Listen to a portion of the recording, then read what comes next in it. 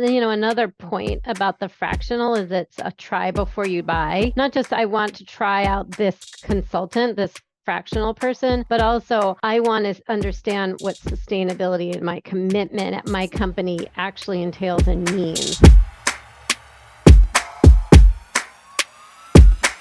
Welcome back, everybody. Richard Baker, founder of Collective Responsibility, here today with another episode of the Sustainable Ambassador Podcast. Through this podcast, I'm speaking with the ecosystem of sustainability professionals, be it government, nonprofit, corporate, academic, you name it. I'm trying to cover it, tell the story of the work they're doing. In this episode, I'm extremely honored to be joined by Ellen Weinreb, who's the founder of the Weinreb Group. Weinreb is an agency focused on finding, vetting, and placing well-qualified ESG and sustainability leaders at the global level, and it was one of the first dedicated sustainability recruiting agencies going back 25 years now.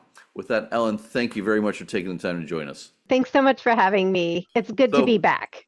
It's good to be back. Yes, this is actually our second one. And actually the first time it's the most viewed. We got about 18,000 views right now, killing it. So thank you very much for taking the time. All right, so very exciting. Again, as a starting point, a personal introduction and a little bit about the work that you're doing. Well, I own a recruiting firm by the name of Weinreb Group, and we place sustainability leaders. It's mostly chief sustainability officers, and we help build out their teams. Our motto is we put change makers to work. We have offices here, London, and in New York, and then we're also working globally in our placement. I know you have a reports every year coming out about the wider CSO trends, and we'll actually be talking about that next year. But I want to get into the idea of the fractional CSO.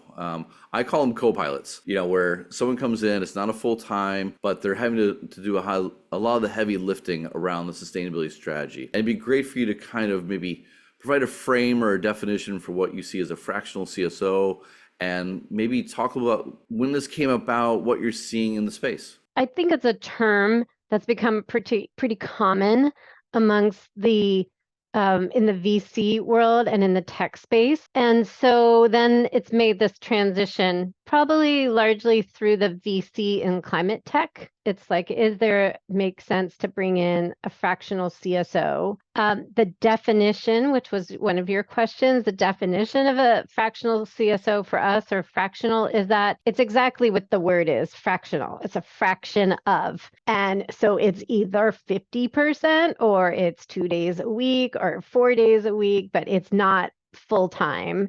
And it's probably somewhere between 75 and up to like between 20% and 75% is what we see in most fractionals. Is it because the company isn't of size enough to require a full-time CSO, or you're mentioning the VC PE rate? Like, is it because they're placing this person into their portfolio companies? Like, what are the common areas or industries or structures that you're seeing them going? Yeah, we're definitely seeing it with smaller companies, and that could be driven by private equity firms and their portfolio companies. So they're saying, hey, you're small, but we really need you to have a dedicated, there's regulatory requirements.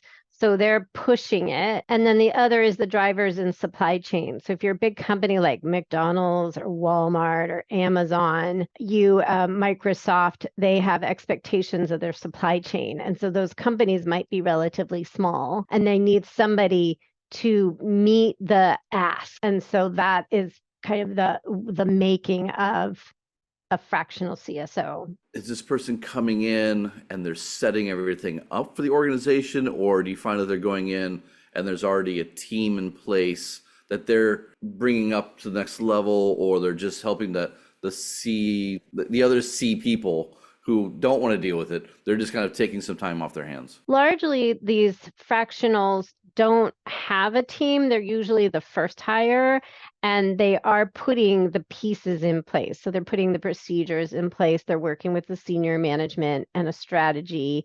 It is a senior position, but it's not full-time. Do they carry multiple hats in the organization, or are they really just going to be specific to that? And what's the difference between that and, say, a consultant? So one is, I have seen like chief marketing and sustainability officer. So they're like double hatting, and that's out there. That's not necessarily the fractional though. Like usually the fractionals are just like they're focused on sustainability or marketing. So they're focusing on that one thing. Well, it Wearing had to multiple do hats. with, So okay, so what's the difference between oh yeah, a yeah, yeah, because CSO the and consultant. a consultant? Because I feel like Yeah, this is a little bit of a window dress. And yeah, is there a real yes, difference between that and like a strategic consultant that you bring in who's yes.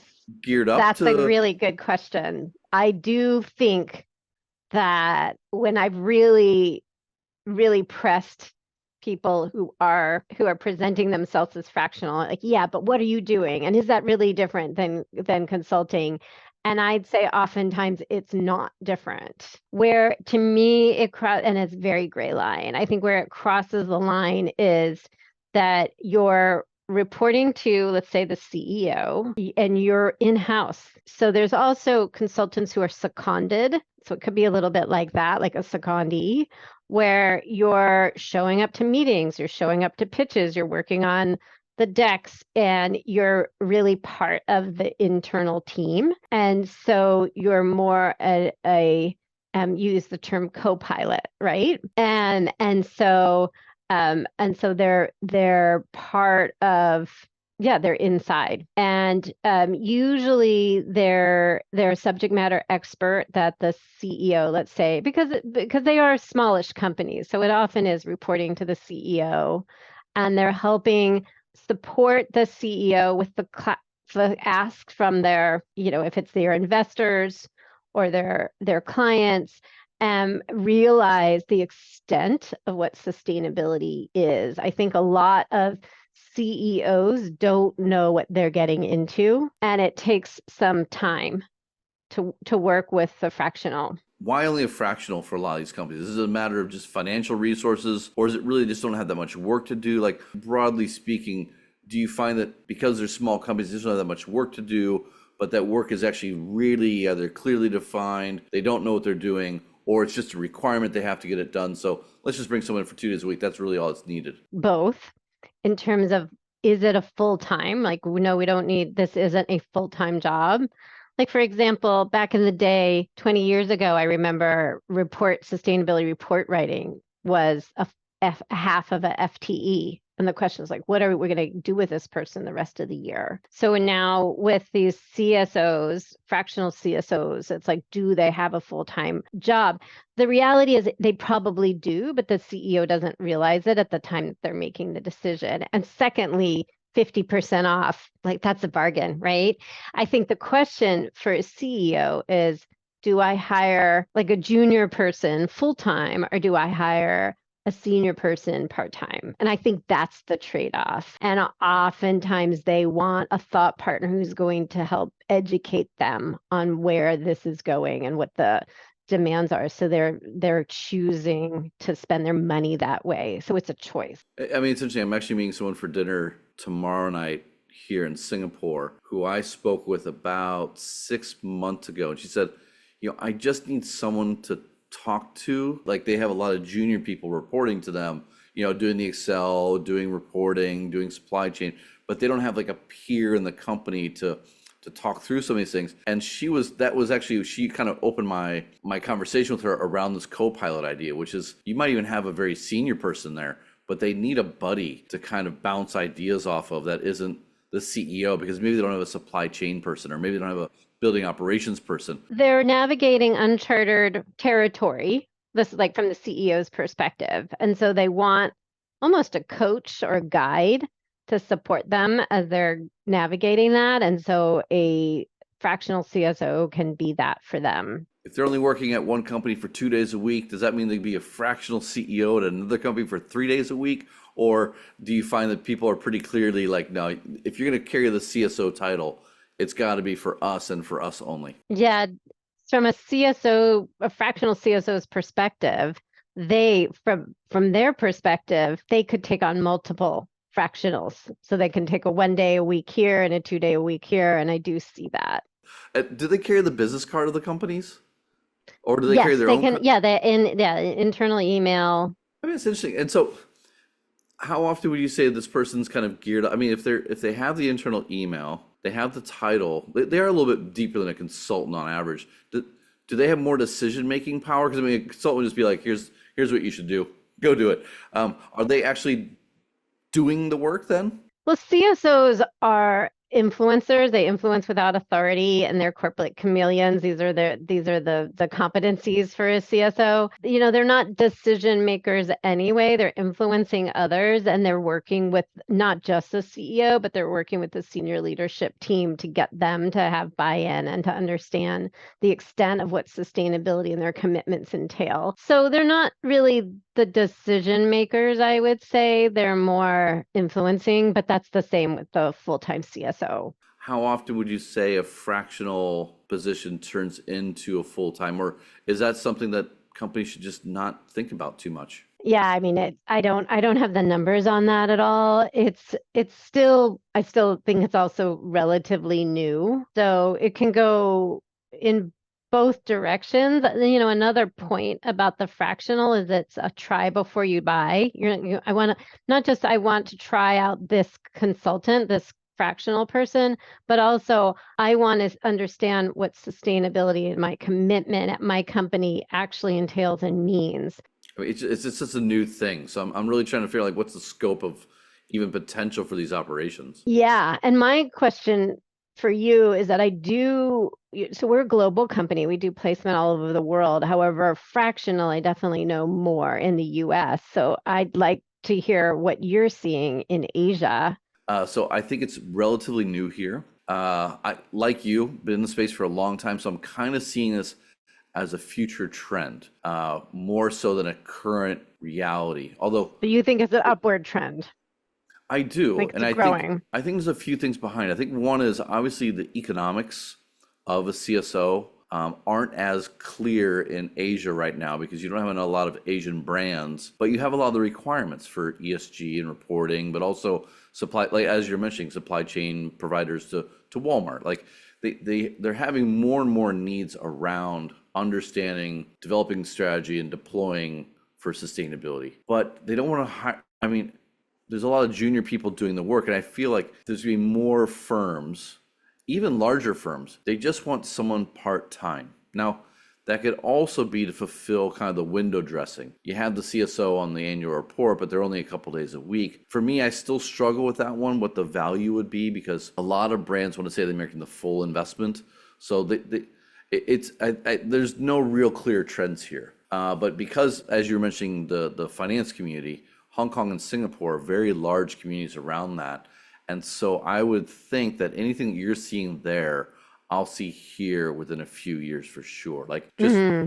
more like, You think you the might be, US is leading? I think it's a leading signal provider for a lot of this, as much as I mean, the EU is probably the main driver of ESG in Asia for sure because of the Hmm. regulations, right? Right. I think we should touch on regulation Yeah, too. but the money is still largely, I would argue, held by the U.S. banks, maybe some of the large European banks, and the signals around that is coming from the states. Like the NYSE, the Nasdaq, they drive more of that. The VC, PE ecosystem, nobody talks about it separate from the US. So whatever you're seeing in those kind of two, three buckets of financial providers, if it's going to flow, it's going to flow to us in the next 3 to 5 years. And it might be where you have like a VC. It's like, look, we need you to go into all of our portfolio companies. And I've seen this in marketing, in legal, in operations, in HR. Why not see it in sustainability? Like go and assess all of our portfolios, tell us where we're missing things, tell us where we need to optimize, tell us, 3 things we can do with all these groups. But the other area I think that might be more interesting is actually on the proactive area. It's like, look, what are we missing? What firm should we be investing into? What are the industries that are at highest risk in Indonesia, Malaysia, Thailand when it comes to water? So being the CSO for the fund is more of like understanding how to approach the portfolio. So do they need a full-time person doing that?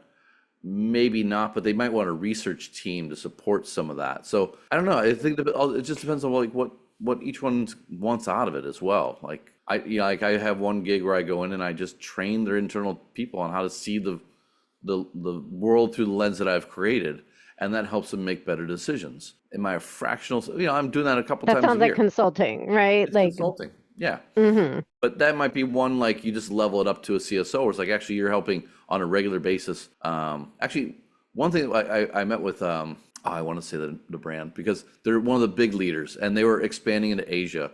I would actually hire their people to come into my shop for 2 years.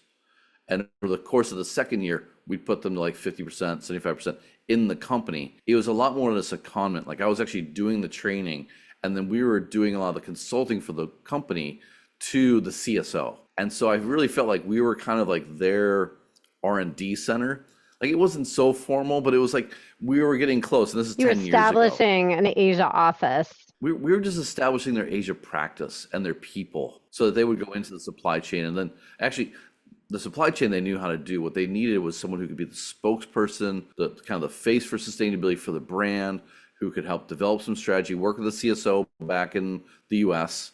And yeah, I mean, it was like early on you could realize like there's a way to create, we call them ambassadors, obviously for this podcast, but you know, we had a term for it, like we were trying to bring them in, train them in house, because again, like there was no capacity in the region at the time, and so that might also be driving what happens here. Is like there's not a lot of full-time CSOs in the region.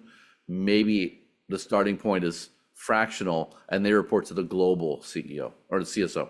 Right. I think one thing you're bringing up around fractional is there's a supply and demand, meaning is there a supply of fractional CSOs that are available? I've seen CSOs, and that's in our research of CSOs, we're looking at what do CSOs do when they leave the company. And a lot do what they're calling portfolio careers, but they're very interested. They welcome a job that's just 2 days a week or something like that. And so, and so that's a question for Asia. Are there fractionals that are marketing, saying, hey, I'm available to be a fractional CSO? Or if you're an Asian company and you need a fractional, are you going to the States to get them? Less and less. I think the capacity here in Asia has come up significantly over the last, 5 years for sure, 10 years absolutely. Like the last 5 years, because of all the ESG certifications, but also the amount of investment coming into the space from overseas, it drove the business practices up over the last 10 years. It doesn't matter what major city I'm in, there's solid sustainability people here. Another driver that we should touch on is around regulatory. And you're saying compliance, but it's like CSRD is a big driver here in the States, and I'm assuming as well in Asia. And so the work for a CSO is shifting to more regulatory and data. So there's more reporting and you need to set up systems. And so it's possible to do that in a fractional way. So if you're a company and you want to approach this, what are some steps to take and to understand, like how big this should be? What's the focus for this fractional CSO? And I don't know, why would you hire a fractional CSO when you can get a middle range director? Right. Well, I think it's really around personality fit and the hiring manager making the decision about what they need. And so they need to make that decision. Hey, do I want to hire that full-time person or do I want to hire a more senior person? And then also coming up with criteria, like what is it? Do I need somebody? Like, do I need them to physically be here? Are they working more with clients, with senior manager, internal, external, and putting processes in place? Or maybe they just say, hey, my investor really wants me to do this. What I like about the fractional is that it also is I call it try before you buy. I think there's an evolution amongst CEOs where they start thinking, I just need somebody to fill out this paper. And then there's like, oh, there's 10 pieces. Okay, I just need somebody to fill out these 10 pieces of paper. And then it's like, well, actually, we need to put processes in place. So I need somebody a little senior. And then the next step is, well, I need to see the potential and the value, I need to bring my senior leadership team into this. And then they really value how at the strategic level, there's a need to bring somebody in and to work. All the conditions around hiring a CSO economically and brand wise are kind of in flux. So I'm wondering, even like from a try before you buy, it's not just the person itself, it's also do I need a CSO at all? Like from that, because it used to be you had to have one. Now it's like, well, do you think that Yeah, there's, no, there's two, which is like, do I like this person? Do I want to work with this person? And then the other is, does my company need sustainability, or is it strategic? Is it compliance? Like, what flavor is it? Oh, this person's actually working a ton with my marketing team. I actually need somebody who's a marketing expert. And so they might need to make a shift when they bring in the full-time person. that's it. So when they are bringing the full-time person, is there any difference between hiring a fractional versus hiring a full-timer? And what are some of the core considerations when you're, say, putting together the scope of work? Right. Well, a full-time CSO is it's it's it's more of a commitment on both sides.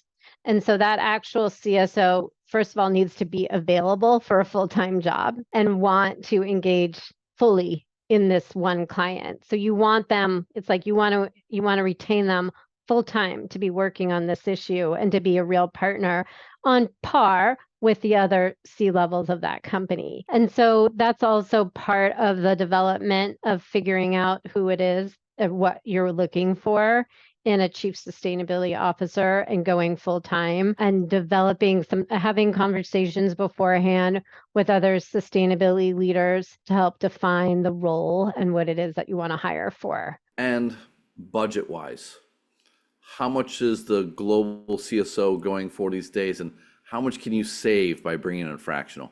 There is a back of the envelope salary, which is a 250 base with a 30% bonus plus some long-term incentive, is kind of a back of the envelope for a smallish medium company. So bigger companies out there it's we can easily get into the seven figures, but for a lot of the smaller plenty of companies out there, there's plenty of CSOs that are making about that. And also there's I don't know if you had another question Well, it's like about when you're going to fractional, how much of and that can you fractional. save? So Because fractional, right. So then you're paying them on a days, so it's like, and also if you're hiring them as a contractor, then you're not giving them the benefits. And so you as a company need to make that decision about how much are you paying? Are you also boosting up that rate to include the benefits? And that's roughly a third, like a 30% boost would cover very roughly. And so the consultant or the fractional also needs to understand their going rate when they're negotiating. what about kind of I'll the also add that if we're talking about the VCs and the early stage, they might very well take a pretty small salary in exchange for options at the company. that was going to get into my next question, which was how do you see the duration of these contracts different than, say, a consultant? Because as a consultant, it's like, look, here's the writ, you got 3 months, done. But if you're talking about options, that's kind of a long-term commitment, and also just in the job scope itself. So how do you see aligning the compensation and benefits a little bit differently as a fractional? Like you get the full-time CSO, full benefit, full, like you have the consultants, like, look, you're coming in a specific project, here's your fee, typically on a project basis. But this is like this wonky middle Very ground, which is gray, like yeah. you're kind of like full-time, and you can't just be here for 3 months. Like you're a CSO. So how do you see duration of these engagements then tied to the fact that you might be giving up stock, because stock takes a couple years to vest usually. So And it might be worth nothing, right? Yeah. Yeah. So I mean, you can set milestones where you're saying, okay, so we'll give you this much stock or this percentage after 6 months or after 12 months, or we want policies and procedures and a strategy in place within a month. But it is indefinite. Like a fractional CSO doesn't have, another difference between a fractional and a consultant is that a consultant is termed. it's a 6-month contract, or you're going to do this project and then you're going to leave. And the fractional it is it's indefinite until you decide it's not, right? And then Do you see someone with a consulting background as better suited for this, or is it someone who comes in from within the company, has supply chain experience? Like, what's a better background for this? I feel like a consultant on some level, they'd be better because they're used to kind of being part-time or that lifestyle. But having someone from in the business that used to be in-house professional, like what you mentioned, like they're retiring out, like they know how to wire a company, they know how to wire an organization to get things done from an in-house perspective. So who's got a better background in your view? right, I would say the in-house is more desirable, and for the fractional, for this reason, is like they want somebody to build a program and work internally. And so because of that, they want to bring somebody in who's done it already. And when they're interviewing, they can say, oh, well, this is what I did at my other company when I was a full-time CSO. Previous experience, is it better to bring in someone from the industry, or is it pretty functional? Like they already know the regulatory environment for CSRD. Like, how do you see that playing in? The requirements really depend on the needs at the time. So if you need regulatory, and we're definitely seeing that, then that's something that's going to come up. I mean, that's kind of low-hanging fruit, is that we need somebody to help with that compliance. Switching up a little bit, what are the pathways to becoming a CSO or a fractional CSO in your mind? Like, who's taking this opportunity, and what are some steps that you think would help a professional move into this fractional space? Is it just they want their freedom? Like, what's the pathway for you? Right, you're right. I think we've focused a lot today on the CEO who needs the fractional, or the client, or the venture, the investor saying, "Hey, go bring in a fractional." But we should talk about the fractional seeking CSOs and what are they like. And we had mentioned the chief sustainability officer who's retiring or sunsetting their career, and they're very interested in doing something like that. I think also it's also generational, where this portfolio career, putting things together, not wanting a full-time commitment, or just feeling that that's just like, in this world with all these things going on, that they want more work-life balance. If you're taking on multiple fractional CSO positions, then it can be really harried as well. Also, I've seen people take on fractional positions en route to finding a full-time job. So they're ultimately looking for a full-time job, and this is a way to stay engaged while they're seeking, and also thinking this might turn into a full-time work as well. There's a couple last questions. Where do you see this headed? Like, do you see more and more fractional CSO positions coming out? And if so, like, what trends or what drivers do you see as being behind that? Right. Well, there's certainly more companies like CSRD and the European directive. They're bringing more smaller companies to the fray. So if there's more companies that are being asked to report, then that is definitely a driver for more of these fractionals. And so I do see that being an option. And then, as you were sharing, Asia's coming, so it can expand globally as well. And then what advice, kind of parting advice, would you give to businesses, professionals considering fractional CSOs as a solution? Well, there's not one size that fits all, so it's something to consider. If you're, I think it's a great option if you're a relatively small company and you don't know what you're getting into, and it's something that you want to explore, then it can be really, really valuable.